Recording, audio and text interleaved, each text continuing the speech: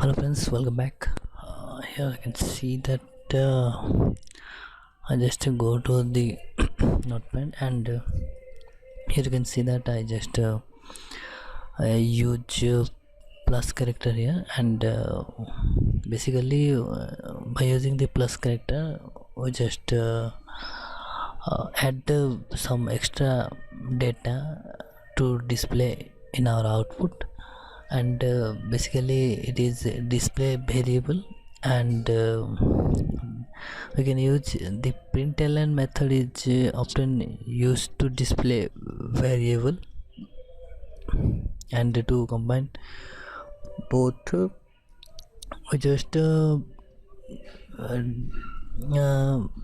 display both text and the variable, whereas it is user defined variable or any string content or character content or float content. So we just by using the println, and by directly using the string variable we just display it. So for that we just use plus character here, and for that we just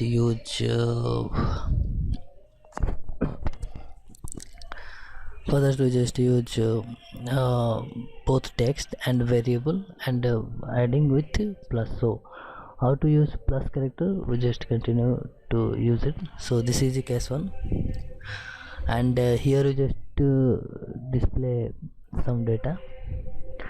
So here main basic thing is text. So here first thing is you just declare a variable and also input the value, so that value will be stored in the variable, and also includes some data types in order to with corresponding with the our variable. So next one is our text value, that is directly present in our println function, that is system.out.println. in that position our already text is present, and by default it is printed by the output, and the variable which is present in our which contains some value will be defined and display by the as logic is going on. So how can you do that? We just see it. So I just zoom it, and so that you can see it properly. So this one is the our logic portion, where we just by default we just choose a text which is string variable by default, and we just input a string variable, and this one is the output here. So our output is hello dilip, and I just use that. So I just go to my edit plus, and then go to file new, and then I just create a java class here. Before that is just written something, I just clear all, and after that I just write one by one. So I just write class, and then I just give the name of the program. You make sure that the name of the program and name of the class and name of the file should be same. So for that we just use it. So I just give a name, that is class name is program 08. Here we just use public also public class is equals to class name. So it's up to you. And after that I just use a main method here. So I just use void main, so that it can return null value, and return nothing. So I just use public static void main, and after that I just use string argument. Basically argument is used for enter the arguments, and the main method is our void main type. So after that we just input the our input, that is string name is equals to dilip, and after that the print function, that is system.out.println. Here we just display hello and dilip. So at a time we just print hello dilip. So just write it string name. Here name is a string type, so for that we just write it by using double quotation mark, and dilip is a variable, string value, and we just declare a variable with value. So I just write it so that you can make sure what is going on, and after that I just write print function. So for that I just write system.out.println, and after that I just in bracket I just write hello. The uh, object which you write inside the print function is displayed by the system, and inside that how the logic is going on with respect to it, it can display the other content also. So here hello is a string variable, still we can write it in print function so that it can display also hello. And next is our variable. I just write the name here, and here we just use a double quotation mark here, and which is used for our string variable. If you use the our character variable, we just use single quotation mark, and if you use the float variable or integer variable, then there is no quotation mark is required. Basically float variable contain fractional number, and integer variable are contain whole number, that is positive, negative, like that.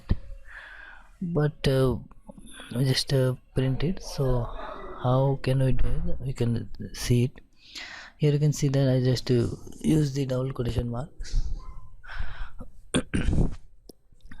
Here hello is a object, so that I just write it in by using the double quotation mark, and after that just use by using double slash. We after writing anything, Java will be ignored the content, and if you using the slash star or star slash, it is the same content also.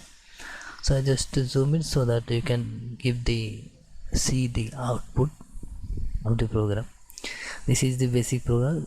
Basically it can the value will be stored in the variable, and simply it can be printed. There is no clumsy program. And here we just use string for our dilip, and the name will be our user defined variable, and string is a data type, so it is predefined data type. And system.out.println basically our print function, and this one is the object, and for output, and name is our variable which is stored for printing purpose. So I just compile it and run it. So I just before that I just save the project. So I just write program 08. So make sure that the file name and the class name should be same, but if you don't do that, so compilation will throw error, and we should save it by using .java file. So after saving, you just go to compilation part and just compile it. After some time you can show the compilation process, so compilation result. So here you can see that press any key to continue. That means there is no syntactic error here, and the program is going okay. And after that is go to tool and go to JVM or run. and here you can see that the output here. And here you can see that I just see hello dilip here. This is the output of our program. And here you can see that it can say, so also press any key to continue. A runtime error means when you run the program in real world, then how the program can be act. So for that we just use it. So again I just give a space between hello and name, and you can see that there is no problem here. So it's up to you, there is no problem. If you give extra space, it's up to you. So again I just compile it so that you can see the output here. There is no error, and after that I just run it. You can use control 1 for compile or control 2 for running, and you can see that there is no effect on our output, and you can see it.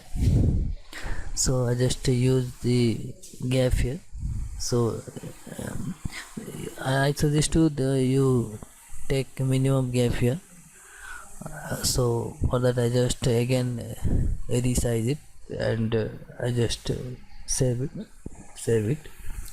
So for that I just use it, and after that I can show you how it can execute.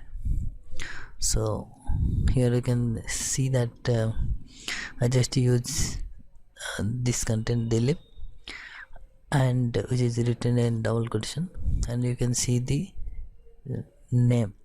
So dilip is a value and name is a variable. So value will be stored inside the variable, and here you can see the object here, that is hello, which is stored inside the printer so that it can print it. And we're just using the add character. So for that I for printing the output. So this one is the step 1, and